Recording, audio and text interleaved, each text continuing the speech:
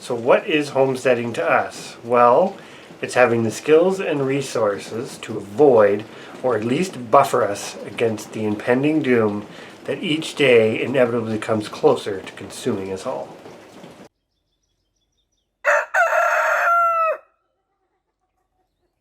Today's video is part of a collaboration put on by Lynn at Bucket List Homestead. Below, you'll see the links to everybody else that's participating in this. Some people have done their videos yet and some haven't, because it's going to run all throughout November. So be sure to check out every channel, subscribe, get the notification bell hit so that you get a notice when their videos are posted. But so far we've been following along, and it's been very interesting to kind of take in everybody's different thoughts on what homesteading means to them. So getting right into it, homesteading, I guess, is one of those things that if you really think about it and dive deep into the topic, it changes over time, or has changed over time slightly, although there is a lot of underlying themes, which we'll get to in a minute. It definitely encompasses a lot of different terminology when you start looking into what people feel homesteading is. And I think that is something that we even struggle with ourselves. We've actually, I think, done another video on what homesteading is to us previously, and even since that, which was 2 years ago, I think we've even changed a little bit. Slightly changed. Exactly. So historically, it was just about sort of the pioneer living off the land, a simple life. And it's really changed now to that fact that people can do urban homesteading. They can do all sorts of things that, you know, traditionally wouldn't have been encompassed in the homesteading umbrella.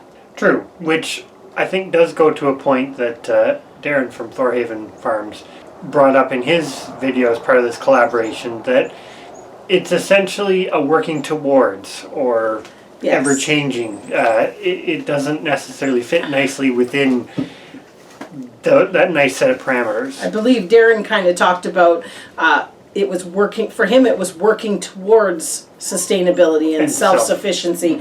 And yes, those are big tag words, I think, when it comes to homesteading. So are things like off-grid and that sort of living off the land, that kind of thing. But really, it's going to be whatever you feel that goal is for you. If it is just growing all your own tomatoes, that's it. That's the goal that you're moving towards. But I think that was one of the things that we took from Darren's is very interesting, was that just keep moving towards something. Sorry. Another thought that's already come out of the videos is the notion of freedom, and I think among some other things, and I think that's where we're going to go a little different route here of talking about some of these underlying, what I would like to say, themes that are potentially bigger discussion points, but we're going to introduce them here as we feel it relates to the topic of everything under the umbrella of homesteading. So what about this notion of impending doom? Well, I think for us, that actually is a big driver, and in modern times, I think we can all think of some of the reasons for that, which we will kind of get to in a moment. But whether it's historic or modern, the historic was the impending doom was surviving through the winter, surviving on your own. Obviously, communities evolved later, depending on where you were. The modern context is surviving the temptation of convenience, for lack of a better way to put it, because that leads you down a road of subservience to entities. I don't know of a different way to put that, really, but that's a huge part of doing this. You're making a conscious decision to have the necessary skills and resources to sort of break that dependence, which really gives you independence, could lead you to sustainability, self-reliance, all of these things that are very similar. And it ends up becoming a case of how many teeth in the zipper do you want to break? I think one of the biggest aspects for me, for sure, and I know Chris feels this way as well in homesteading, is being able to provide food for your family.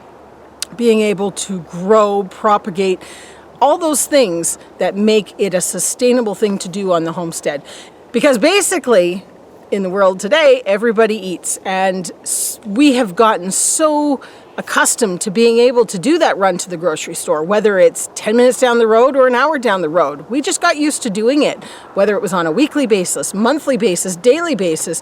And I think we're now really starting to see, as many people are, that prices and availability and quality are becoming something that we should get, yet we're not getting, I guess you could say. It's really changing and making it far more a huge goal for our homestead, is being able to provide our food.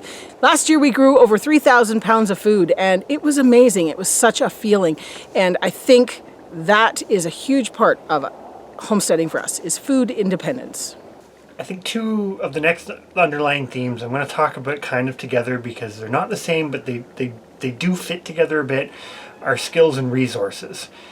Those are things that they take time. I mean, everything takes time, but you have to learn skills and you have to acquire resources. And there's a multitude of ways to do both. But I can tell you, after 14 years, I guess we're going on 15 years now, of homesteading, growing your own food, it's huge, because you eventually get to the point with some things where it becomes second nature. But at the beginning, when you start that journey, it certainly does not feel like second nature. It's difficult. And because of a lot of the reasons what Stephanie just said about food, you know, the modern convenience of not having to do those things, and the break in information passed down, because at one point everybody did this. Not in the exact same way, but everybody had to grow at least a percentage of their food and be a little bit more responsible for their existence on the planet. Let's just put it that way.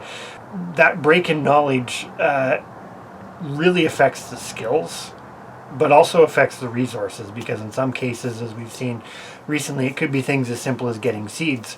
Some varieties don't exist anymore. Some breeds of livestock are on the brink of extinction. So that's still part of your resources. Now, I'm also standing in our greenhouse, which is a sort of non-renewable resource, and I think that's where modern homesteading can be, maybe isn't always, but can be a little different, in that you are still taking advantage of things that you could never produce yourself. I don't have the resources, the expertise, or the equipment to produce, for example, the greenhouse panels that are above me. This is a piece of technology that, even though it seems very benign, it's not something we can produce ourselves.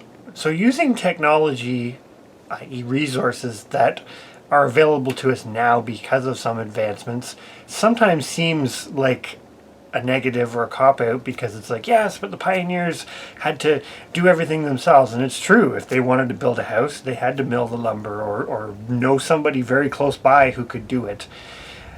We're not quite in that environment yet, but I think these notions of the resources and the skills that go along with it kind of bleeds into the next underlying theme a bit. So the next theme, or the next two themes, also bleed into one another, probably noticing some theme there. Reducing your footprint. And I know this can be a debatable hot topic sometimes, depending on how it's framed, but what I really mean is, like I said, you're taking responsibility for your existence on the planet, because obviously we have to eat, we still need skills and resources to make that a reality, as well as a lot of the other things such as clothing, shelter, energy, all of those things that sort of also affect our life, depending on where we live. But there's a lot of things you can do that do help you save money, which is also important, but reduce the amount of resources that you need, because there are obviously different ways to go about homesteading and growing food and all the other wonderful things that come under the umbrella. But looking at how you can be responsible for trying to reduce your footprint, and that's a definitely topic for another video, I think it's a big one, which also kind of bleeds into the notion of closing loops in the system, because natural systems don't always work out perfectly, but there's usually a closed loop. It's like nutrient cycles and water cycles and all of these kind of things. Very seldom is there not a closed loop. I suppose you could say photosynthesis would be one. because that's using solar energy, but then at the same time, our very existence on the planet is based on solar energy. So that may be a bit of a bad argument. But trying to find ways to bring the loop, closing the loop closer to home, I think is a huge piece of the puzzle that most homesteaders are actively thinking about, but maybe not necessarily thinking about in that mindset, for lack of a better way to put it. But ultimately, as I turn it back over to Stephanie, it kind of brings us to the next underlying theme.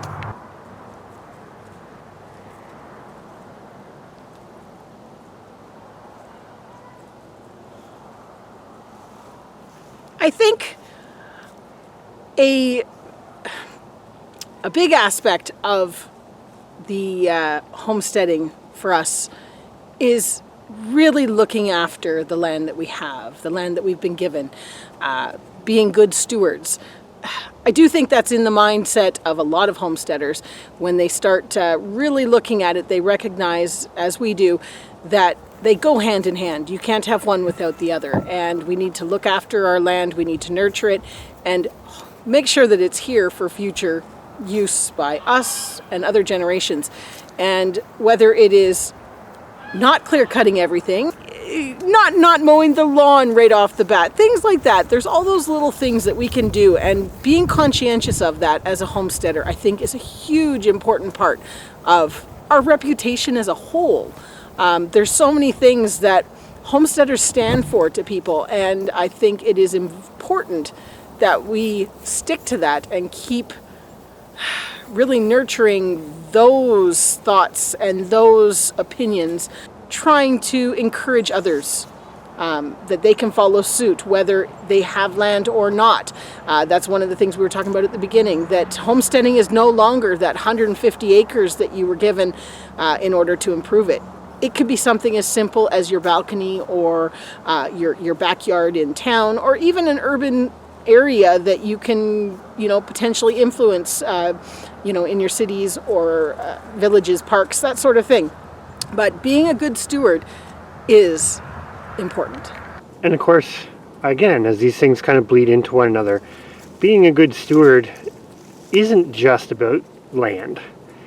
And I think this is probably one of the harder pieces, but it's the ethics behind it. And we grow these animals and plants for the purpose of feeding us, making clothes, whatever it is.